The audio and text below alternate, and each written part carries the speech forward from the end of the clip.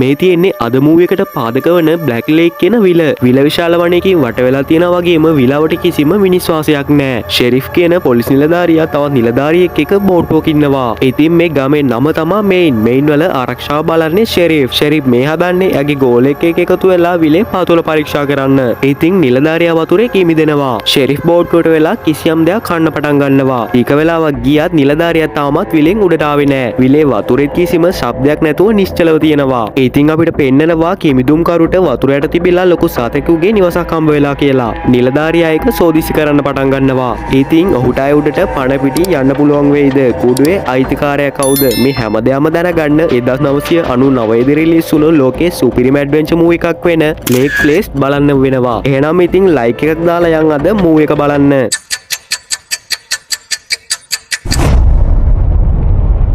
Movie එක ආරම්භයේදී අපිට පෙන්නනවා ෂෙරිෆ් කියන පොලිස් ඔෆිසර් ටික වෙලාවකින් වතුරේ කීමිදුණු නිලධාරියා බෝට්ටුවට ටිකක් දුරින් උදව් ඉල්ලනවා. වෙන අවදානකින් ඉන්න ෂෙරිෆ් ඔහුව දකින්නේ නැහැ. එකපාරටම ඔහුව යමක පැටලිලා වගේ වතුර දිගේ ඇදිලා ගිහින් නොපෙනී යනවා. ඒ වෙලාවේදී ෂෙරිෆ් ඔහුව දකින්න නිසා ෂෙරිෆ් බෝට්ටුවේ තියෙන හබල අතට ගන්නවා. බෝට්ටුවට ටිකක් දුරින් ගෝලයාගේ ඔක්සිජන් ටැංකිය වතුරේ පාවෙන්න පටන් ගන්නවා. ෂෙරිෆ් එක දිහා බලනවත් එක්කම ගෝලයා ඇවිත් බෝට්ටුවේ එල්ලෙනවා. ඉතින් ෂෙරිෆ් ඔහුව උඩට ගන්නවා. ඔහුගේ ඉන්නින් පහළ කොටස දරුණු විදිහට කාලා දාලා ෂෙරිෆ්ට මේක විශ්වාස කරන්නවත් බෑ. ඒ සිදුවීමෙන් පස්සේ තමයි මූවී එක හරියටම පටන් ගන්නෙ. වීඩියෝ එකට ලයික් එකක් දාලා වාඩි වෙන්න අද මූවී එක ඉවර වෙනකම් බලන්න. මේන් වල නගරයේ තවත් සාමාන්‍ය දවසක්. මේ තියෙන්නේ නගරයේ සත්ව පුරාවිද්‍යා කෞතුකාගාරය.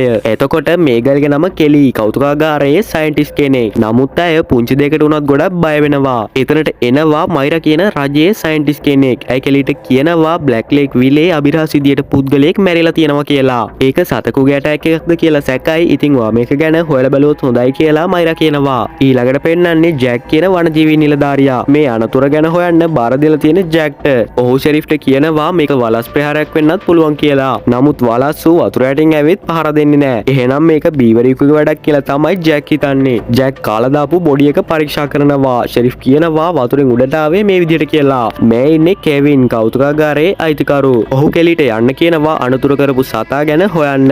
ඌගේ දතකුත් බොඩි එකේ තිබිලා හම්බ වෙලා. ඉතින් ඒක කෙලිට පරීක්ෂා කරන්නලු. කෙලි නම් මේකට පොඩ්ඩක්වත් කැමති නෑ. එයා කියනවා මාව කාර්යාලයෙන් යවා ගන්නද ඕන කියලා. කොහොම හරි අවසානට කෙලි යනවා පරීක්ෂණයට. ඇය එතනට යන්නේ ප්ලේන් එකක. එතනදී ෂෙරිෆ් කෙලිව අරන් යනවා අනතුරුන පුද්ගලයාගේ බොඩි එක තියෙන තැනට.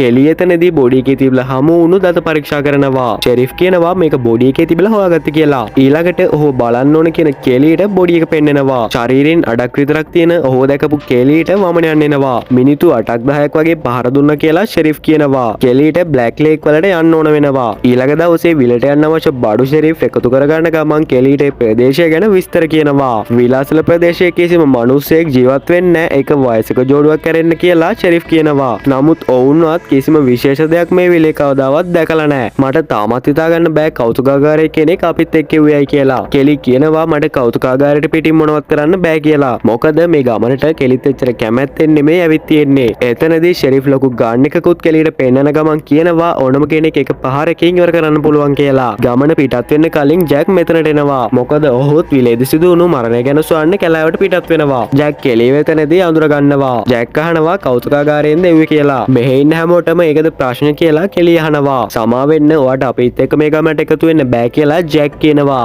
නමුත් ෂෙරිෆ් කිව්වා මට එන්න පුළුවන් කියලා කෙලි ප්‍රශ්න කරනවා. ජැක් පැහැදිලි කරනවා මේක කෞතුකාගාරයට තොරතුරු හොයන්න යන ගමනක්වත් සවාරියක්වත් නෙමෙයි. අපි යන්නේ විලේ මොකෙක් හරි එකෙක් ඉන්නවා ඌව හොයාගන්න කියලා ජැක් කියනවා.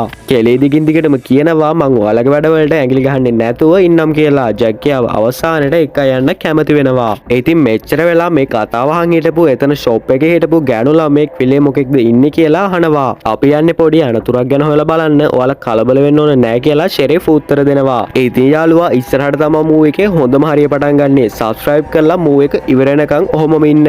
කැලෑවට ගියපු ජැක් ඇතුළු කණ්ඩායම බෝට් එකේ යනවා විලාසල ජීවත් වෙනවා කීවාර මහලු ජෝඩුව බලන්න. නිවසට ගිය තුන්දෙනාට සංග්‍රහ කරන ගමන් කාන්තාව කියනවා අවුරුදු දෙකකට කලින් එයාගේ ස්වාමියා මැරුණා කියලා. ඒ කියන්නේ මහලු කාන්තාවක් දැන් ජීවත් වෙන්නේ තනියම. ඇයගේ නම බෙකර්මන්. ෂෙරිෆ් කියනවා නමුත් ඔබ එහෙම මරණයක් ගැන දැනුම් දීලවත් නෑනේ කියලා. බෙකර්මන් ඒකට සමාවිල්ලනවා. මරණයට හේතුව අහන ෂෙරිෆ්ට කියන්නේ එයා අසනීපෙන් හිටියේ කියලා.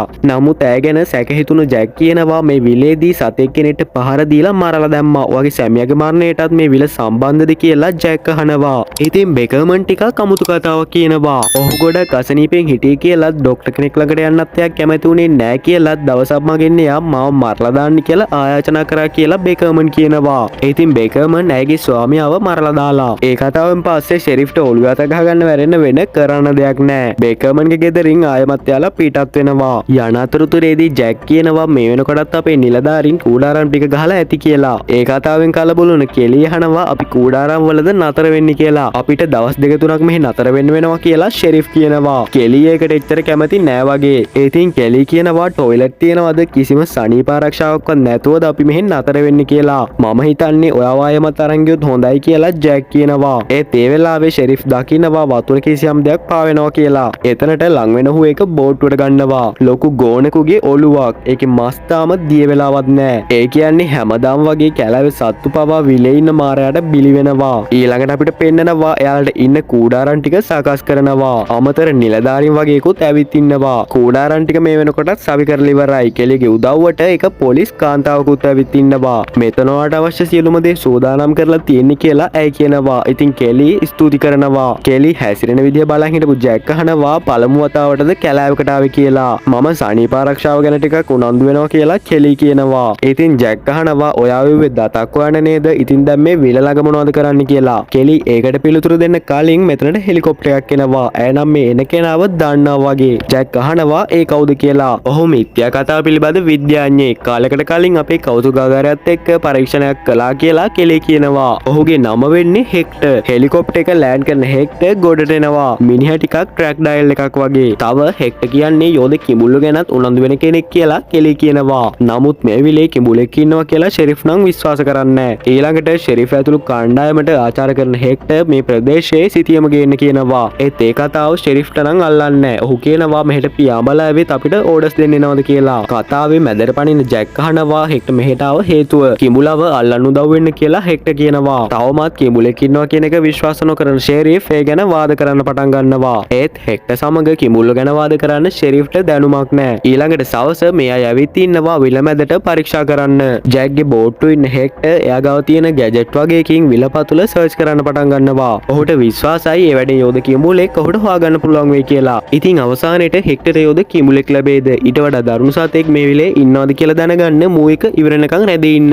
එකපාරටම හෙක්ටර්ගේ ගැජට් එකෙන් කිසියම් දෙයක් අහු වෙනවා. ඒත් එක්කම බෝට්ටුව අසලින් වතුර උඩ පුංචි මාළු රෑනක් දගලන්න පටන් ගන්නවා. හෙක්ටර් කියනවා උන් ලොකු සතෙකුට බය වෙලා කියලා. ඉතින් වැඩි වෙලා යන කාලින් කෙලි සහ ෂෙරිෆ් හිටපු බෝට්ටුව වතුරට පෙරලෙනවා. ඒකෙන් කට්ටියම ගොඩක් කලබල වුණත් කරදරයක් නැතුව ආයමත් කූඩාරම් වලට එන්න පුළුවන් වෙනවා. ඒත් කාටවත් කිසිම සතෙක් දැක ගන්න පුළුවන් වෙන්නේ නැහැ. බය වෙලා ඉන්න කෙලි අනතුර පිළිබඳව වනසත්ව දෙපාර්තමේන්තුවට කෝල් කරනවා. නමුත් ඔවුන්ගෙන් සතුටුදායක පිළිතුරක් ලැබෙන්නේ නැහැ. ජැක් කියනවා අපිට ඔවුන් ඕනේ නැහැ කියලා. ඒ අතරේ පොලිස් කාන්තාව හොයාගෙන මිනිස්සෙගේ කුණුණු ඇඟිල්ලක් තියෙනවා කියලා. කට්ටියම ඒකට ලං වෙලා පරීක්ෂා කරනවා. කිසිම අපිරියාවක් නැතුව හෙක්ටර් එක අතට අරන් ෂෙරිෆ්ගෙන් අහනවා මෙයා දේ මැරුණ කෙනා කියලා. ෂෙරිෆ්ට ඒක අඳුරගන්න පුළුවන් වෙනවා. ඒ කියන්නේ විලේ ඉන්නේ කවුරු වුණත් ගොදුරු ආහාරයට ගන්නේ ගොඩට ඇවිත් කියන එක. හෙක්ටර්ට ඒ කිඹුලෙක් කියන එක තවත් අහුරු වෙනවා. සවස් වරුවේ පොලිස් නිලධාරියෝ දෙදෙනෙක් කූඩාරම් අසල වලක් කපනවා. එතනට එන ෂෙරිෆ්ට උන් කියනවා අපිට හෙක්ටර් 500ක් ගෙව්වා කියලා. ඒ කියන්නේ හෙක්ටර් උගලකට වලක් කපන්න පොලිස් නිලධාරියෝ දෙදෙනෙක් කුලියට දාලා. ඉතින් ගයිස් මේ ලේක් ප්ලේස් මූවි සීරීස් එකේ පළවෙනි මූවි එක මං ඉතිරි මූවිස් ටිකත් දිගටම ගේනවා. channel එක subscribe කරලා තියාගන්න. හෙක්ටර් පොලිස් කාන්තාවත් සමග ඩාන්ස් කරනවා. කේන්තියෙන් එතනට එන ෂෙරිෆ් බණින්න පටන් ගන්නවා අපි ඉන්නේ රාජකාරී වැඩක කියලා. ඉතින් හෙක්ටර් කියනවා කිඹුළු සාද්දට ආකර්ෂණය වෙනවා කියලා. ඒක නිසා කූඩාරම් වටේටම උගුල් අටවලා. ඊළඟට රාත්‍රියේ අනිත් සියලුම දෙනා නිදාන් ඉන්නවා. ෂෙරිෆ් එළියට ඇවිත් ඉන්නවා සින්දුවක් කියන්න. ඒ වෙලාවේ කැලාව ඇතුලෙන් කෙනෙක් දඟලන සද්දයක් ඇහෙන ෂෙරිෆ් පිස්ටල් එකත් අරගෙනම සද්ද ඇහෙන තැනට ලං වෙනවා. එතන ඉඳලා තියෙන්නේ හෙක්ටර්. ෂෙරිෆ් එයාට බණින්න පටන් ගන්නවා මේ රෑ වෙලා මොකද කරන්න කියලා. හෙක්ටර් උගුලක් අටවනවා. මේ දෙන්නගේ සද්දෙට අනිත් අයත් නැගිටලා මෙතනට එනවා. කේන්ති ගියපු ජැක් හෙක්ටර්ට දොස් කියනවා ඔයාව ලොකු කරදරයක් කියලා. ඒ කතාවට හෙක්ටර් ගොඩක් හිතරිදිලා එතනින් යන්න යනවා. කෙලි කියනවා හෙක්ටර් ගොඩක් මේක සීරියස් අරන් ඉන්නේ. ඔහු තදින්ම මිත්‍යා මත විශ්වාස කරන නිසා හෙක්ටර් හිතනවා මේ ඉන්නේ දේවාත්මයක් කියලා. ඊළඟට එයාට පිස්සු කියලා ෂෙරිෆ් එතනින් කූඩාරම් පැත්තට යනවා. ඊළඟට සවස කූඩාරම් අසල කපපු වලට ඔහු ඇදගෙන වැටෙනවා. ඉතින් ඊළඟ දවසත් උදා වෙලා මේ සැරේ කණ්ඩායම ඇවිත් ඉන්න ලොකු බෝට්ටුවක ජැක් සහ හෙක්ටර් කිමිදු මැදුම් තමයි ඇඳගෙන ඉන්නේ. හෙක්ටර්ගේ ප්ලෑන් එකකට අනුව කිඹුලෙක් ඉන්නවා නම් බෝට්ටුව පැත්තට ගෙන්න ගන්න තමයි මේ අය උත්සාහ කරන්නේ. පුංචි ස්පීකර් එකකින් කිඹුල් පැටව කතා කරන සද්ද එනවා. ඉතින් ඒක මේ අය බෝට්ටුව යටින් අරන් යනවා. මොකද ඒ සද්දෙට ලොකු කිඹුලු ආකර්ෂණය වෙනවා කියලා මේ අය විශ්වාස කරනවා. විශේෂයෙන් හෙක්ටර් ෂෙරිෆ් බෝට්ටුවේ නැංගුරම දානවා. ඊළඟට කිමිදුම් කරුව දෙන්න වතුරට පනිනවත් සමගම කෙලි කේබල් එකකින් ස්පීකර් එකත් වතුර යටට යවනවා. ජැක් සහ හෙක්ටර් විලේ පතුල පරීක්ෂා කරනවා. මේ වෙලාවේ උඩින් අනිත් අය අවට ගැන සෝදිසියෙන් ඉන්නේ. එකපාරම කිසියම් දෙයක් බෝට්ටුවේ තදින් වැදෙනවා. ඒකෙන් කෙලිව බෝට්ටුවෙන් බිමට වැටෙනවත් සමගම බෝට්ටුව ඉදිරියට ඇදිලා යන්න පටන් ගන්නවා. ෂෙරිෆ් බෝට්ටුවෙන් ඉදිරියට ගමන් කරන්න හැදුවත් ඒක වැඩක් වෙන්නේ නැහැ. ගෝලයා පැටලිලා තියෙන නැංගුරම කපලා දානවා. ඉතින් වතුරේ ඉන්න කෙලි හොඳටම කලබල වෙලා. මොකද ඇය අසලින්ම කලින් දවසේ සිදු වුණු විදිහටම මාළු රෑනක් දගලන්න ගන්නවා. ඉතින් ඉක්මනට බෝට්ටුව ස්ටාර්ට් කරගන්න ෂෙරිෆ්ට පුළුවන් වෙනවා කෙලිව වතුරෙන් බෝට්ටුවට ගන්න. ඒ වෙලාවේ ජැකුත් බෝට්ටුවට නගිනවා. කෙලි හෙක්ටර් ගැන අහනවා. ඉතින් පතුලේදී දෙන්න පීනලා තියෙන්නේ දෙපැත්තට. කලින් සිදුවීමෙන් තේරෙනවා කවුරු වුණත් ඉන්නේ යෝධ කිඹුලෙක් කියලා. බෝට්ටුවටවත් බැරි වුණා එයාවත් ඇදගෙන ඉදිරියට යන්න. ටික වෙලාවකින් හෙක්ටර් උඩට එනවා. ෂෙරිෆ්ගේ ගෝලයෙක් පතුලට යවපු ස්පීකර් එක උඩට ගන්නවා. ඒ වෙලාවේ භයානක විදිහට ස්පීකර් එකත් එක්ක ආව යෝධ සතෙක් නිලධාරියා ගොළුව සම්පූර්ණයෙන්ම ඩැහැ ගන්නවා. ඉතින් අනිත් අයට නම් කරදරයක් නැතුව ගොඩට ඇවිත් නගරයේ නිලධාරීන් වගේක් ඇවිත් ඉන්නවා. අනතුරට ලක් වුණ නිලධාරියාගේ බොඩිය කරයි යන්න. කොහොම වුණත් කවුරුත් මේ දාමඝාතකයා කවුද කියලා දැකලා නැහැ. ජැක් කෙලිට කතා කරනවා. කෙලි නම් ඉන්නේ ගොඩක් ෂොක් වෙලා. ඉතින් මේ වතාවේ ජැක් සත්ත්ව දෙපාර්තමේන්තුවටත් කතා කරලා ජැක් කියනවා ඔවුන් මෙහෙට ඉක්මනට එයි කියලා. ඊළඟට ෂෙරිෆ් තනියම ඉන්න තැනකට එන හෙක්ටර් කියනවා මට වගේ ගෝලයා ගැන කනගාටුයි කියලා. ඉතින් එතනින් යන ෂෙරිෆ් හෙක්ටර්ගේ උගුලකට අහු වෙනවා. ෂෙරිෆ්ගේ සද්දේට එතනට අනිත් දෙන්නත් ඇවිත් ඉන්නවා. ෂෙරිෆ් නම් ඉන්නේ හෙක්ටර්ත් එක්ක ගොඩක් කේන්තියෙන්. ඊළඟට හෙක්ටර් බිමට ගන්නවා. ඉතින් ෂෙරිෆ් පොල්ලකුත් අරන් හෙක්ටර් පාසෙන් පන්නන්න ගන්නවා. ජැක් එයාව නවත්තන්න උත්සාහ කරනවා. නමුත් ෂෙරිෆ් ඉන්නේ ගොඩක් කේන්තියෙන්. ඉතින් ඊටත් වඩා කේන්තියෙන් මෙතනට ලොකු වලහක් ඇවිත්. වාසනාවට වගේ යාළ පැත්තට එන වලහකින් හැමෝම බේරුණත් විලේ ඉන්න යෝධ කිඹුලාගෙන් නම් ඌට බේරෙන්න වෙන්නේ නැහැ. හැමෝම බලන් ඉදිද්දිම වලහ කිඹුලාගේ බඩට යනවා.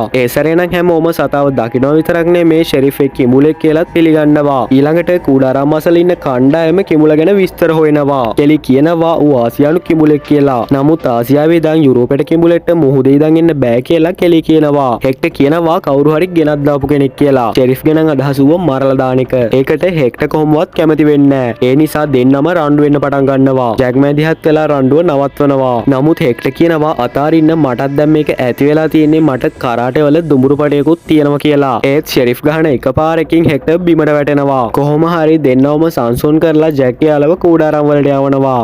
ඊළඟ දවසේ හෙක්ටර් නැතුව අනිත් අය ටිකක් කුඩාරම් වලින් ඈතට වෙන්න පරීක්ෂා කරන්න ඇවිත්. එක වෙලාවක ජැක් ටිකක් අමුතු දෙයක් දකිනවා. බේකර්මන් කියන මහලු කාන්තාව ගවයෙකුගේ ඇස් ගැට ගහලා විල පැත්තට අරන් යනවා. ෂෙරිෆ් දුරේක්ෂය ඉල්ලගෙන බලද්දි දකිනවා එතනට ආසන්නයේම ගොදුර ගෙනකම් බලන් ඉන්න යෝධ කිඹුලව. ඉතින් අහිංසක ගවයව ඌට බිලි දෙනවා. මේකෙන් මූවි එකේ ට්‍රිලර් ගතිය තවත් වැඩි වෙනවා. ඔයා තාමත් channel එකත් එක්ක එකතු වෙන්නේ නැත්නම් subscribe කරන්න. ඊළඟට තුන්දෙනාම යනවා බේකර්මන්ගේ ගෙදරට. ඇය තවත් බොරු කියන්න හැදුවත් වැඩක් වෙන්නේ නැහැ. මොකද ඇය කරපු වැඩේ හැමෝම දැකපු නිසා. කෙලි අහනවා මේක කරන්න අරන් කොච්චර කාලද කියලා. අවුරුදු 6කට කලින් බෙනි මාළු අල්ලන්න ගියා. බෙනි කියන්නේ එයාගේ නැති වුණ ස්වාමි පුරුෂයා. ඉතින් බෙනි පස්සෙන් කිඹුල් පැටියෙක් ඇවිත්. එදා ඉඳන් ඌට ආහාර දීලා බලාගෙන තියෙනවා. ඉතින් මූ එක බලන අපිට දැන් හිතන දේ කෙලි අහනවා. ඔයාගේ ස්වාමියාවත් ඌට කන්න දුන්නද කියලා. ඒක අත්වැරදීමකින් සිද්ධ වුණේ කියලා බේකර්මන් කියනවා. වතුර බොන්න ගියපු අශ්වයෙක් ගේන ගිය වෙලාවක තමයි බර්නිවත් කාලා තියෙන්නේ. බේකර්මන් කියනවා මම ඒක වාර්තා කළා නම් කට්ටියම ඇවිත් ඌව මරලා දායි කියලා. ෂෙරිෆ් කියනවා ඔයා මේ කරන වැඩේ මිනිස් ජීවිත අනතුරේ කියලා. ඉතින් සවස ජැක් කෝල් කරනවා එයාගේ ඩිපාර්ට්මන්ට් එකට. හෙක්ටර් කියනවා එයාලා ඇවිත් ඌව සිහි නැති කරන්නේ වතුරේ නම් මේක වැඩක් වෙන්නේ නැහැ. ඌ වතුරෙම ගිලිලා මැරිලා යයි කියලා. හෙක්ටර් කැමති නැහැ ඌව මරලා දානවට. නමුත් ඉතින් ජැක්ගේ කණ්ඩායම එන්නේ ඒ වැඩේ කරන්න. ගොඩබිමේදී සිහිය නැති කරමු කියලා හෙක්ටර් කියනවා. ජැක් පැහැදිලි කරනවා අඩි 30ක විතර කිඹුලෙක් අල්ලගන්න ක්‍රමයක් නැහැ කියලා. තැල්ලුවත් ආයෙ ඌව ගිහින් දාන්න තැනකුත් නැහැ කියලා. හෙක්ටර් කියනවා මංගා ඕන තරම් දැල් තියෙනවා කියලාත් මට ගිහින් දාන්න තැනකුත් හොයලා දෙන්න පුළුවන් කියලා. හෙක්ටර් වගේම කෙලිත් දිගින් දිගටම කියන නිසා ජැක් ඒකට කැමති වෙනවා. නමුත් ඌව ගොඩර ගන්න ක්‍රමයක් නැහැ. හෙක්ටර් කියනවා බේකර්මන්ට කියමු අඬ ගහන්න කියලා. ඊළඟට ඌට සිහි නැති කරමු කියලා. එකපාරක් හරි අපි උත්සාහ කරන්න ඕනේ කියලා තමයි හෙක්ටර් නම් කියන්නේ. ඉතින් ඊළඟට බේකර්මන්ගේ ගෙදරට යන කණ්ඩායමට ඇත් දොස් කියන්න පටන් ගන්නවා. මොකද ඇයිගේ ගොවිපළ ඉන්න ගවයෙක්ම තමයි මේ වැඩේටත් යොදාගන්නේ. ජැක් කියනවා අපි ඌට කරදරයක් වෙන්න දෙන්නේ නැහැ කියලා. නමුත් ගොඩක් ගොඩක්ම බෙකමන් කලබල වෙලා ඉන්නේ ගවයා ගැන නෙමේ කිඹුලා ගැන. ගවයාව හෙක්ටර් හෙලිකොප්ටර් එකෙන් අරන් යනවා. අනිත් අය යුරියන් සූදානම් වෙලා ඉන්නවා. හෙක්ටර් ගවයාව වතුරේ ගිල්වමින් උත්සාහ කරන්නේ කිඹුලාව ගොඩට ගන්න. ඉතින් මේ විදිහට රෑ වුණත් තවමත් වැඩක් වෙලා නැහැ. ජැක්ගේ අදහස මේක දැන් නවත්වන එක. කෙලි කියනවා ටිකක් ඉවසමු කියලා. ජැක් හෙක්ටර් කතා කරලා කියනවා වැඩේ නවත්වමු කියලා. ඒත් එකපාරටම හෙලිකොප්ටර් එකේ රේඩාර් පාත් දෙදිට පෙන්නනවා ඌ අඩි ගාණක් ළඟින් එන ගමන් ඉන්නේ කියලා. ආයෙමත් හැමෝම සූදානම් වෙනවා. ජැක් කියනවා ඉලක්කය උගේ බඩට ගන්න කියලා. මොකද උගේ පිට ශක්තිමත් නිසා. වැඩි වෙලා යන්නේ කලින් උඩට එන කිඹුලා ගවයා පස්සෙන් එන්න පටන් ගන්නවා. හෙක්ටර් ගවයාව උඩට ගන්නවත් එක්කම යෝධ කිඹුලාත් ඉහළට යනවා. ඒ අතරේදී ජැක්ට පුළුවන් වෙනවා උගේ බඩට ඉන්ජෙක්ෂන් එක ගහන්න. ඒත් නරක වෙලාවට හෙලිකොප්ටර් එකේ බැලන්ස් එක නැතුව ගිහින් වතුරට වැටෙනවා. කලබල වුණ හැමෝම සිහි නැති කරන ගන්න අයින් කළා රයිෆල් අතර ගන්නවා. බිමට වැටුණු හෙලිකොප්ටර් එකේ හෙක්ටර් ඉන්නවා. ඔහු හිතන්නේ කිඹුලායම ගියා කියලා. නමුත් ඌ තාම එතනින් ගිහින් නැහැ. හෙලිකොප්ටර් එක ළඟම කැරකෙනවා. මේ වැඩ වලින් හොඳටම කේන්තියෙන් ඉන්න ෂෙරිෆ් වතුරට ගිහින් ඉන්නව ඉවරයක් කරලා දාන්න. යෝධ කිඹුලා ෂෙරිෆ් ඉන්න පැත්තට එන්න පටන් ගන්නවා. ෂෙරිෆ්ට පුළුවන් වෙනවා ඉක්මනින් ගොඩට යන්න. නමුත් කිඹුලා ගොඩ බිමටත් ඇවිත් හැමෝම කැබ් වලින් යන්න පිටත් වෙනවා. නරක වෙලාවට වාහනෙන් බිමට වැටෙන කෙලි ඉන්න පැත්තට කිඹුලා ලං වෙනවා. ඉතින් හැමෝම ඌට වෙඩි තියන්න පටන් ගන්නවා. ඒත් ඒ වයින් ඌට කිසිම හානියක් නැහැ. පිරිමින්න පැත්තට හැරෙන කිඹුලාගේ වලිගය නිසා කෙලිව වතුරට විසි වෙනවා. ඉතින් වතුරේ තියෙන ගොදුර දැක්ක කිඹුලා ආයෙම විල පැත්තට යනවා. කෙලියට නැවතත් ගොඩට එන්න බෑ. එයා දිගටම හෙක්ටර් ඉන්න පැත්තට පීනනවා. මැදදී විල ඇතුළට කිමිදෙන කෙලියව කිඹුලා එක දිගටම ලුහු බදිනවා. වාසනාවට පතුලේදී ඇයට පුළුවන් වෙනවා කිඹුලා මගහැරලා උඩට එන්න.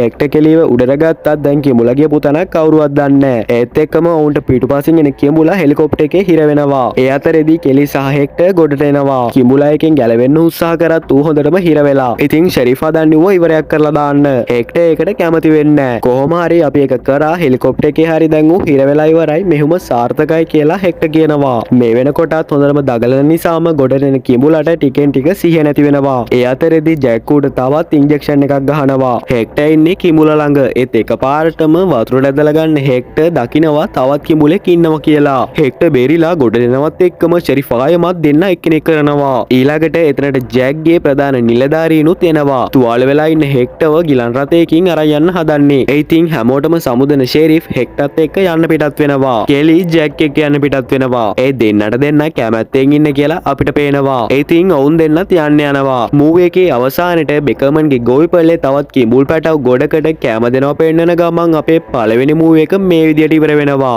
ඉතින් ඊළඟට මං ගේනවා ලෙග් ප්ලේස් මූවි සීරීස් එකේ දෙවෙනි මූවි එක. channel එක subscribe කරලා තියාගන්න. තව දවස් 7කින් මම ඒක ගේනවා. එහෙනම් ඉතින් අදට ගිහින් එන්නම්. මේ සොඳුරු සිනමාව දන්න සිංහලෙන් ගේන සයින් ස්කෙන්ස් LK